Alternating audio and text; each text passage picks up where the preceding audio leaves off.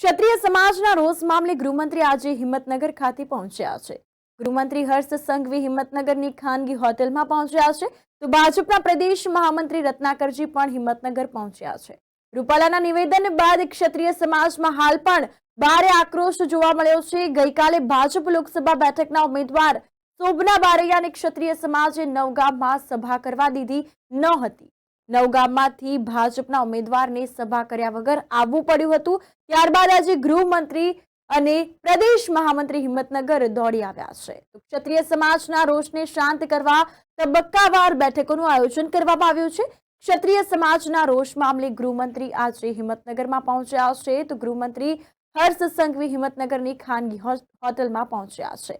ભાજપના પ્રદેશ મહામંત્રી રત્નાકરજી પણ હિંમતનગર પહોંચ્યા છે। બંધ બારણે બેઠકનું આયોજન કરાયું છે। રૂપાલાના નિવેદન બાદ ક્ષત્રિય સમાજમાં ભારે રોષની લાગણી જોવા મળી છે। આ દરમિયાન ગઈકાલે ભાજપ લોકસભા બેઠકના ઉમેદવાર શોભના બારૈયાને ક્ષત્રિય સમાજે નવગામમાં સભા કરવા ન દીધી અને નવગામમાંથી ભાજપના ઉમેદવાર શોભના બારૈયા સભા કર્યા વગર આવવું પડ્યું। આ દરમિયાન ગૃહમંત્રી અને પ્રદેશ મહામંત્રી હિંમતનગર ખાતે પહોંચ્યા છે, ખાનગી હોટેલમાં પહોંચ્યા છે અને બંધ બારણે બેઠકનું આયોજન કરવામાં આવ્યું છે।